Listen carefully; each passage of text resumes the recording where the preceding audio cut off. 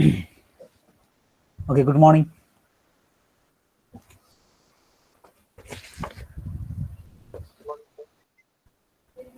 Okay. Good morning, sir. Good morning, sir. Okay. Good morning, sir. Yesterday we have just started our fifth module. So the fifth module starts with the metal forming. So what is the metal forming? Metal forming, it is one of the manufacturing process or manufacturing operation. The difference is it has got some advantages. Main advantages mainly like the cost effectiveness, enhanced mechanical property, its flexibility, productivity, higher productivity, and also finally the material saving. So there is a good amount of material saving can be possible through this process. So due to these reasons, we opt for metal forming rather than other machining operations. So in the case of machining operations, what we do is we just remove the material, excess material, so that a final product shape will be obtained, shape and size will be obtained. Here, what we do is already we are having a metal or any material. This can be plastically deformed to another shape. So without changing the or without removing the material, we are just plastically deforming the material to the final size and shape.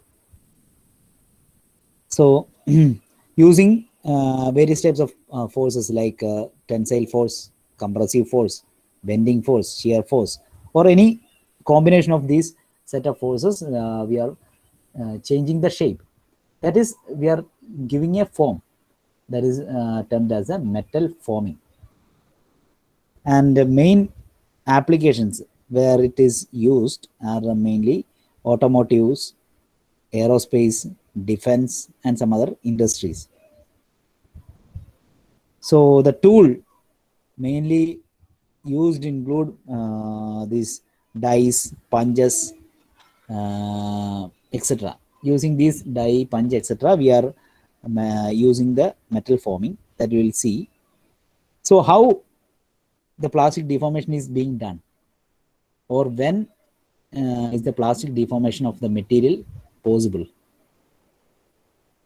That is, in all process, including the metal forming, involved in the metal forming, we are giving a stress, or we are applying a stress. So stress means the force itself. Force applied over an area is termed as a stress. We have already known.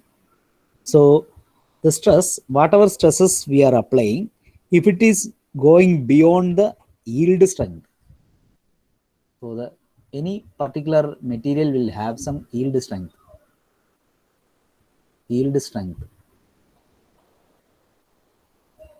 So if the stress we are applying, it goes beyond the yield strength, or it is more than the yield strength, then we can say the material will be plastically deformed. So this particular stress at which we can then we apply the force, then we will be able to shape the material through various types of process. So these were the main classification of the metal forming, that is bulk deformation and sheet metal working. So in bulk deformation, what we do is the main difference is that the surface area to volume ratio, so area to volume ratio will be less for the bulk deformation, and for sheet metal working, here the area to volume will be high, because this is mainly involved with the sheet metals. So okay,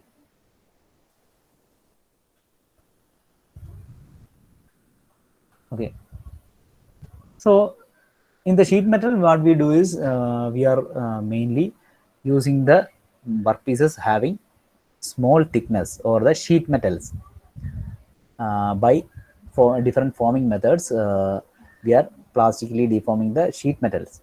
All others will be other like 3D objects like cylinders, cubes, or any other irregular three-dimensional structures will be deformed, and they are kept under this classification, that is bulk deformation. Now, in bulk deformation, we can the main 4 types of metal forming are rolling process, forging operation, extrusion, and wire drawing. So we will see one by one. Then next is the sheet metal working. In the sheet metal, first one, bending of the sheet. How sheet metal is being bent, or what is the bending operation. Then deep drawing, shearing operation, and other some miscellaneous processes are also out there. So you already have learned these processes in the manufacturing technology. Anyway, we'll see the figure, so you will get a good understanding. The first row shows the bulk deformation. These 4 one. That is first one, rolling. So what is a rolling? Rolling, here you can see the workpiece. This was the initial thickness and it is made into thin part. So here the workpiece is compressed between the two rollers, and thus the thickness is decreased. This is the metal forming process, first type. That is, here you can see there is no material removal, just plastically deforming.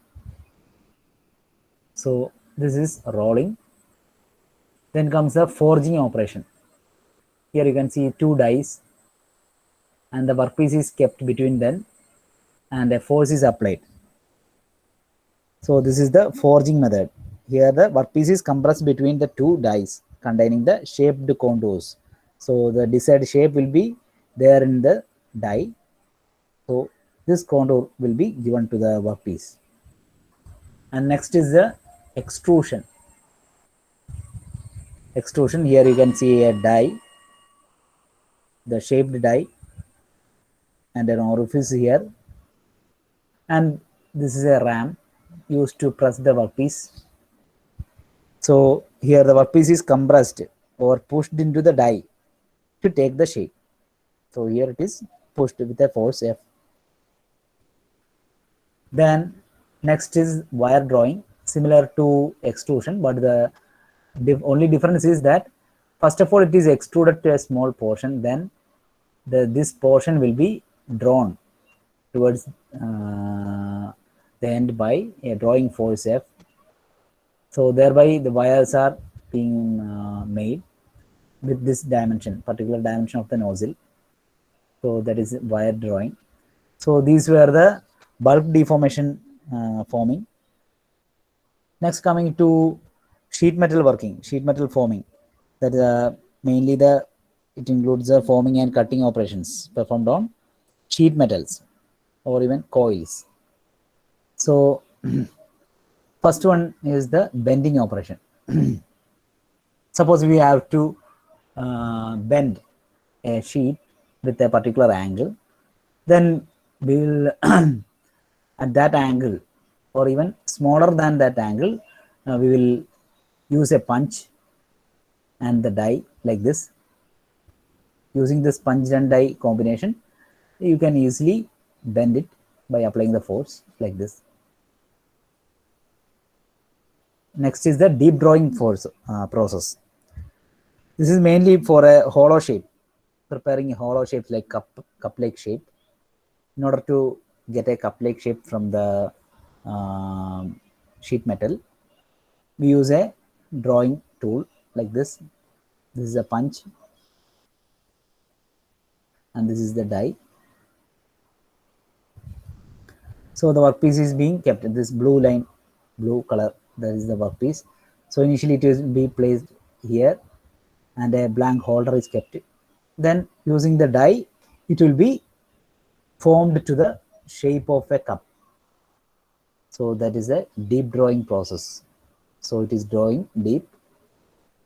Next is shearing. Shearing is cutting like this. This is the first step, and this is the second step in shearing. That is, you can see initially the workpiece is like this. When we are applying a shearing force using these two dies or punches, then what we see is the shearing will be taking place along this plane, and the material will be able to cut. This is the thing we are using the scissors. The shearing force, using the shearing force, this same mechanism is being used in the scissors. So these are the main forming processes. Now the bulk forming, we have already seen the two cases, bulk forming and sheet metal process.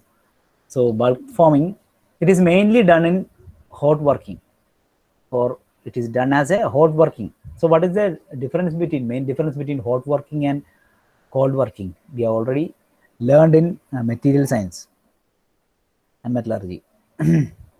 That means you can either machine or work a material at a molten state or a heated state. We can heat it and mold it, or whatever process we can do after heating.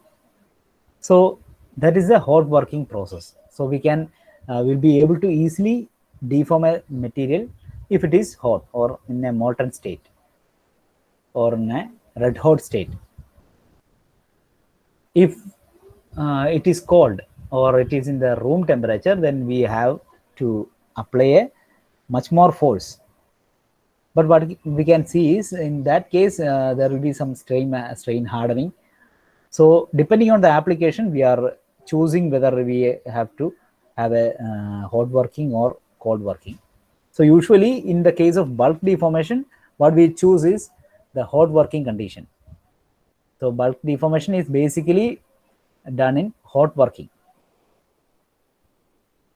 Hot working. And the main products developed using the bulk forming includes the gear, then engine parts like valve,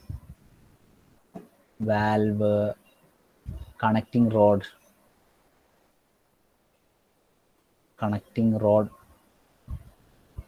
hydraulic valve, etc. Hydraulic valves, etc. Many things. So next is the regarding the sheet metal. Sheet metal may be mainly by the cold working itself. There is no need for a hot working since the thickness is very small. So usually we go for cold working. Okay. So what are the main advantages? We'll see what are the advantages of cold working and some of the advantages of the hot working. So depending on that, we are choosing the material, or the depending upon the application, we will go for whether it is cold working or hot working. So first of all, we'll see the advantages and disadvantages of cold working. Okay, cold working. Cold working advantages.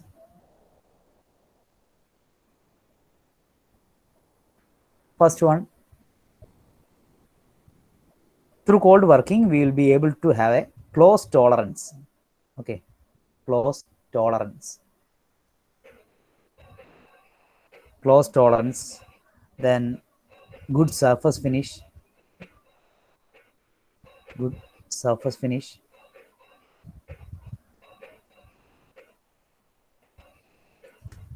Then high strength will be there, because during the cold working there will be strain hardening. So the product will have a high strength due to strain hardening.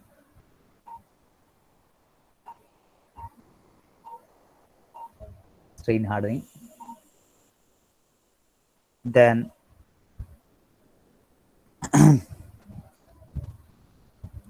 there will be good directional properties in the material. There should be directional properties, good directional properties.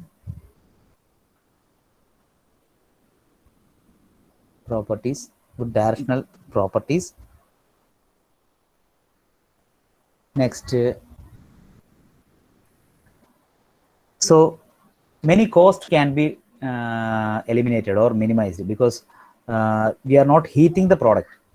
So anything related to heating, that is furnace cost, fuel cost, electricity cost, etc., will be minimized.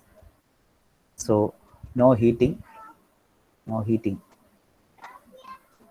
So cost can be reduced, that is fuel cost, furnace cost,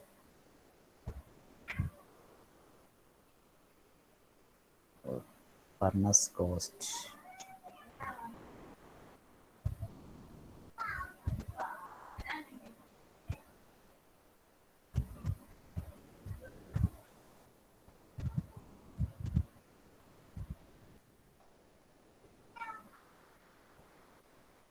Furnace cost, then electricity, etc.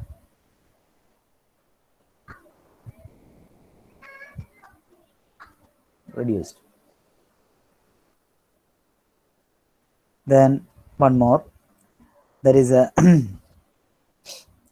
machining requirement. Additional machining requirement can be minimized because we know there is a close tolerance possible, or the near shape, the final shape, almost the final shape can be already made using the cold working.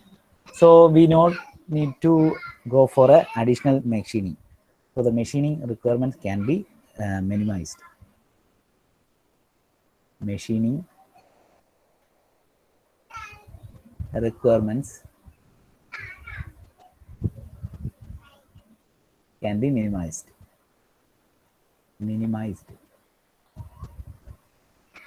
Okay, so these are the key advantages of cold working. Now the disadvantages.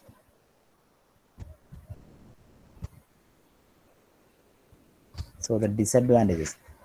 So since we have some advantages, we are also having some disadvantages. Mainly, there is a, when in the case of cold working, if it is not hot means we have to apply more force in order to plastically deform. So that is the first one. That is high forces and power required. High forces and power required.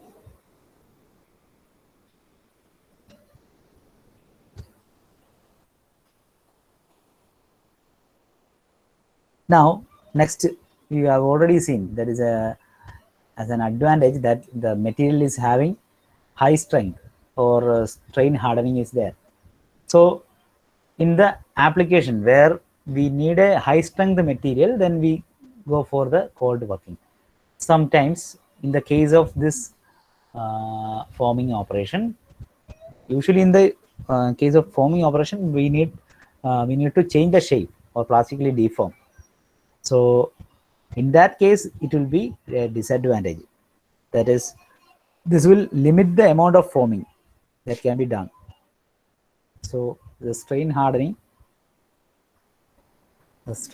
produced, this will limit the deformation or the forming, amount of forming.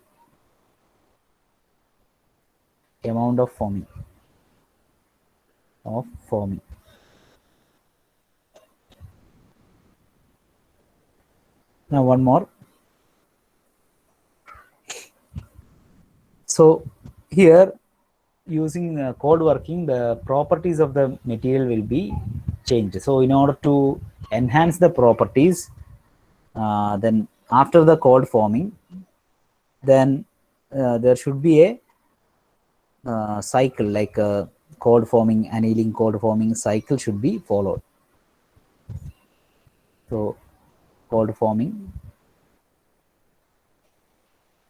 Then after that, there should be an annealing process done. That is hot working. Then cold forming. Like this, we have to follow a cycle in order to enhance the properties. So these are the main disadvantages. So these list the advantages and disadvantages of the cold working. Now we'll see the case of the hot working.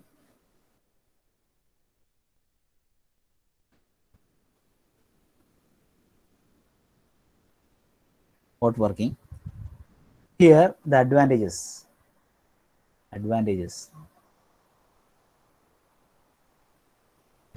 So hot working means we are heating the material above the recrystallization temperature. So what is a recrystallization temperature? Usually that is recrystallization temperature usually 0.5 times to 0.75 times the melting temperature, let it be Tm. So the melting temperature in every material will have a melting point. So half times that to 3/4, that is 0.5 times the melting point to 0.75 times the melting point, that value. That is the recrystallization temperature. So in hot working, what we do is we are heating the material above this particular temperature, that is the recrystallization temperature. Keeping in that temperature, we are applying the force, or we are forcing the material. So at that time, what are the advantages and disadvantages? We will see. First one, advantage. First one, there's a significant change in the workpiece shape. So we'll be able to easily change the shape, or the plastic deformation is easy. So significant change in the workpiece shape. Change in workpiece shape possible here. Next one, lower forces are required. Only less force is required for machine. The operation.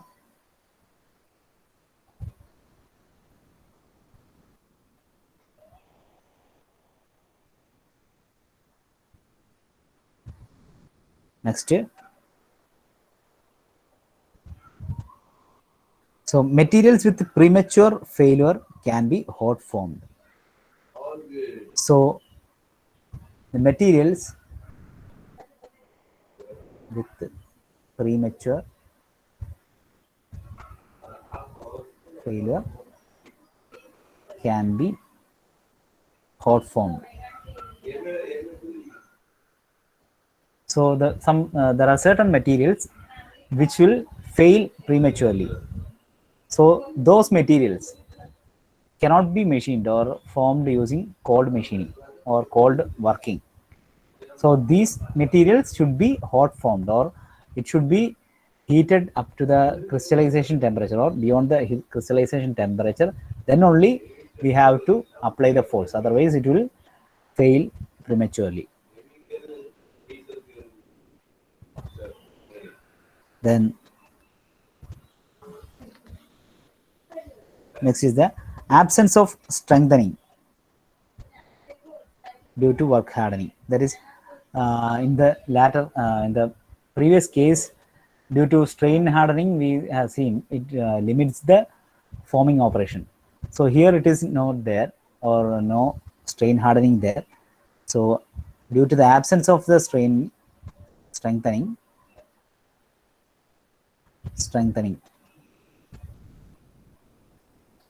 absence of the strengthening, so we will be able to easily form.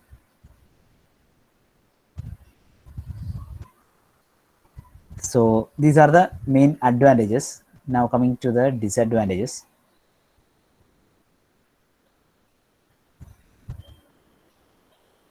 Okay, disadvantages. So there are some disadvantages also for here. This, that is first one regarding the tool life, shorter tool life, shorter tool life, because the material is being heated to the recrystallization temperature. So it involves a participation of heat. So when it is heated, then it may affect the tool also. So ultimately the tool life will be reduced. Next, poor surface finish. Poor surface finish. So compared to cold working, hot working is having a poor surface finish.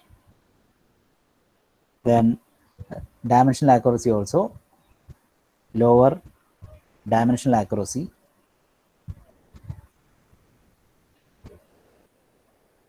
So the dimensional accuracy is lower, so additional machining operations need to be conducted for the what do you say, the hot working process. And finally, surface oxidation. Since it is heated, there is a much chance to have oxidation, or the surface will be oxidized. That is the surface oxidation. Surface oxidation. So these are the main disadvantages. Now next is our topic, that is a high energy rate forming or high velocity forming. High velocity forming means in the case of conventional forming methods, we have seen till now what we have seen is the conventional forming process. Usually it is conducted in a slower manner. In any cases, we have seen many types, but next we have to have a high velocity forming. So what is a high velocity forming, or what is the peculiarity of that, or what is the advantage of the high velocity forming? How we can do this, or what are the types of high velocity forming? That we'll discuss in the next class. So this is your today's topic.